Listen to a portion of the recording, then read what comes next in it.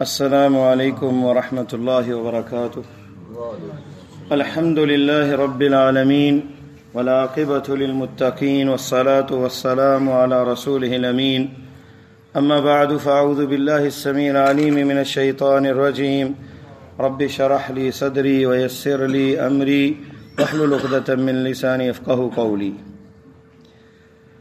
معزز سامعین، اللہ تعالیٰ کا فرمان ہے سورہ انفال کی آیت نمبر 63،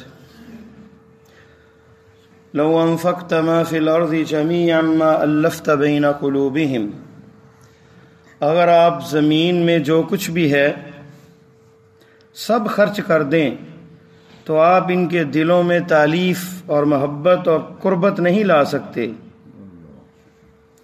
لیکن یہ اللہ تعالیٰ کا کمال ہے، یہ اللہ کا فضل اور عنایت ہے. ولیکن اللہ الف بینہم. اور جامع ترمذی کے اندر ایک روایت ہے کہ نبی کریم صلی اللہ علیہ وسلم نے فرمایا، ابن آدم جزیرہ عرب میں مایوس ہو گیا ہے کہ یعبد من دون اللہ، کہ اس کی لوگ عبادت کریں. لوگ موحد ہو گئے، مسلمان ہو گئے، لیکن ایک ایسی چیز ہے جس سے وہ مایوس نہیں ہوا، اور وہ ہے وَلَكِن تَحْرِيشْ بَيْنَ النَّاسِ، لوگوں کے درمیان میں نفرتیں ڈالنا، دلوں کے اندر کدورتیں ڈالنا. اس سے مایوس نہیں ہوا شیطان، کہ وہ مسلمانوں کو مایوس کرے گا، آپس میں لڑائے گا، جھگڑے ہوں گے، دوریاں ہوں گی، نفرتیں ہوں گی، کدورتیں ہوں گی، اور اس سے وہ مایوس نہیں ہوا کہ وہ اس منہج پہ چلتا رہے گا. اور نبی علیہ السلام غزوہ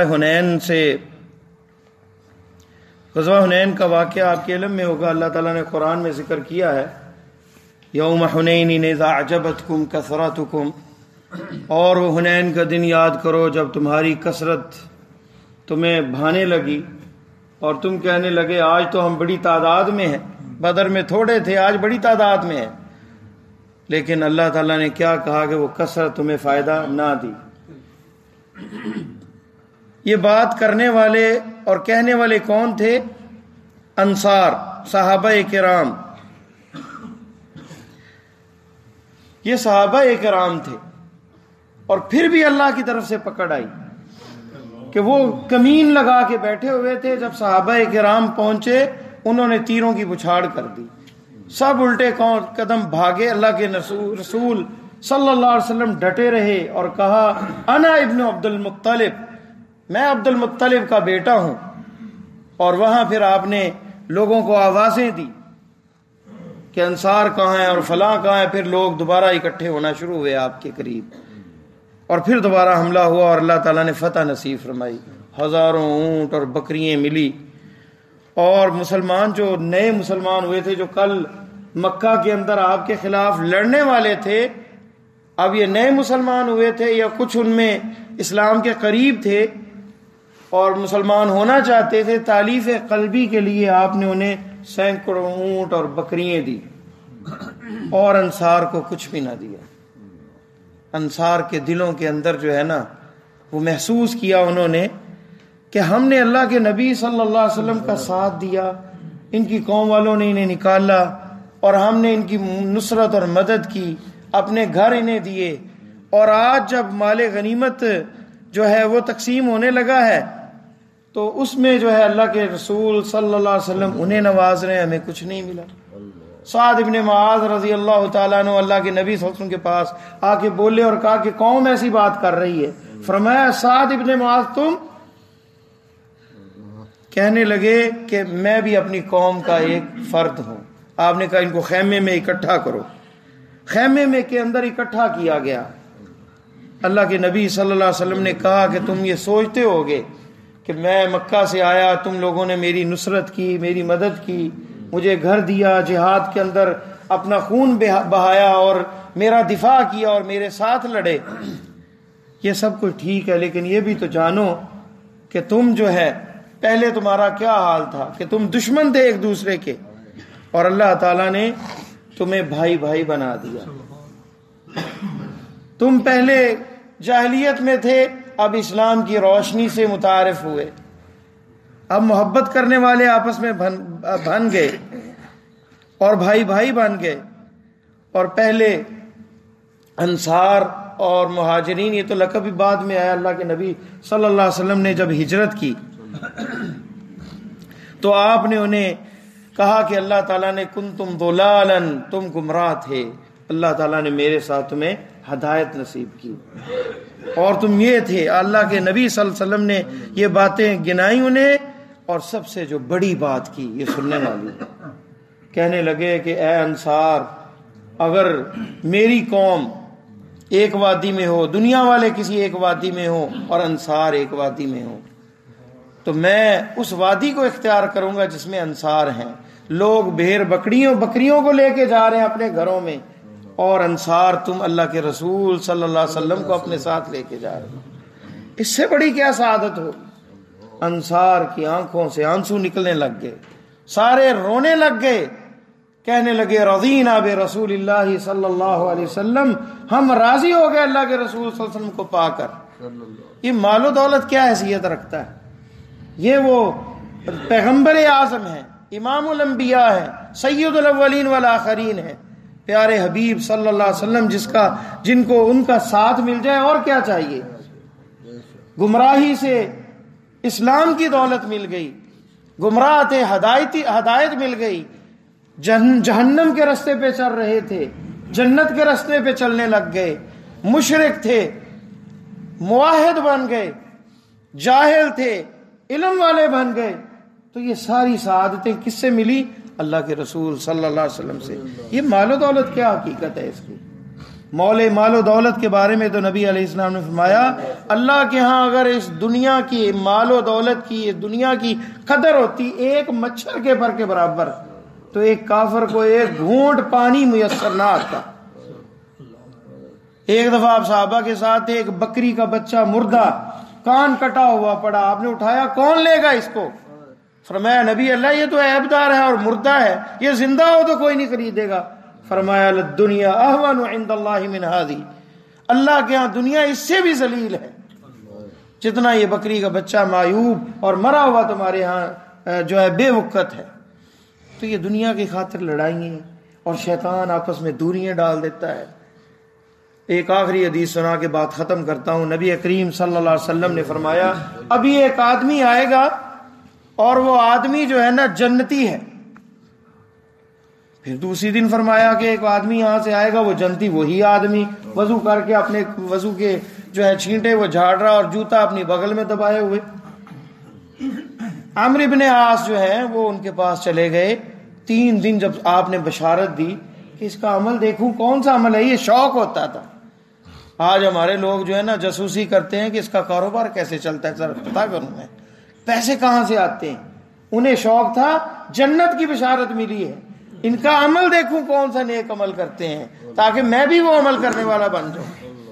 اسے کہا کہ میرے والد سے کوئی دوری ہو گئی ہے تو میں مہمان ٹھہرنا چاہتا ہوں. 3 دن اس کے پاس ٹھہرے. اس کا عمل دیکھا، شب و روز عبادات دیکھی تو دل میں آیا کہ کوئی خاص اتنی نہیں ہے. گویا کہ کہنے لگے، میں اس کی عبادت کو حقیر سمجھنے لگا کہ اتنی کوئی خاص نہیں ہے. اور پھر تیسرے دن میں نے اسے بتایا کہ میں تو اس عمل کے لیے آیا تھا، اللہ کے نبی صلی اللہ علیہ وسلم سے میں نے 3 دفعہ تمہارے متعلق بشارتیں سنی کہ فلاں جو ہے جنتی ہے. تو میرے دل میں شوق پیدا ہوا کہ کون سا ایسا عمل ہے جس سے جنت کی بشارت مل رہی ہے. تو پھر وہ کہنے لگا کہ تم نے میرا عمل تو دیکھ لیا، یہی ہے، کوئی خاص تو نہیں ہے.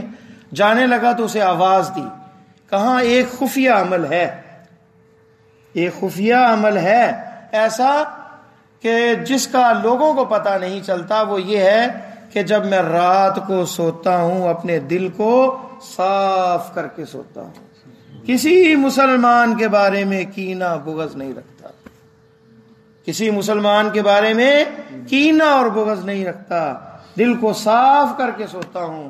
فرمایا یہی وہ صفت ہے جس کی وجہ سے تمہیں یہ اعلیٰ مقام ملا ہے. اور اللہ تعالیٰ نے سورہ اعراف میں بھی اس کے بارے میں فرمایا کہ جنتیوں کو جب جنت میں بھیجا جائے گا ان کے دلوں سے کینہ اور بغض صاف کر دیا جائے گا، پھر جنت میں جائیں گے۔ تو جنت میں جانے کے لیے کینہ بغض نہیں ہونا چاہیے۔ صحیح جامع صغیر کی روایت میں ہے کہ 15ویں شعبان کی 15ویں رات کو اللہ تعالیٰ ہر ایک کے گناہ معاف کر دیتے ہیں سوائے 2 بدبختوں کے، ایک مشرک اور دوسرا مشاحن، جس کے دل میں کینہ بغض ہے مسلمانوں کے لیے۔ ایک مسلمان کے دل میں کینہ بغض نہیں ہونا چاہیے دوسرے مسلمان کے لیے، کیونکہ ایک مسلمان دوسرے مسلمان کا بھائی ہے۔ کہ اسنان المشت، فرمایا مسلمان کنگے کے دندانوں کی طرح برابر ہے، ان کے درمیان یہ ہونا چاہیے۔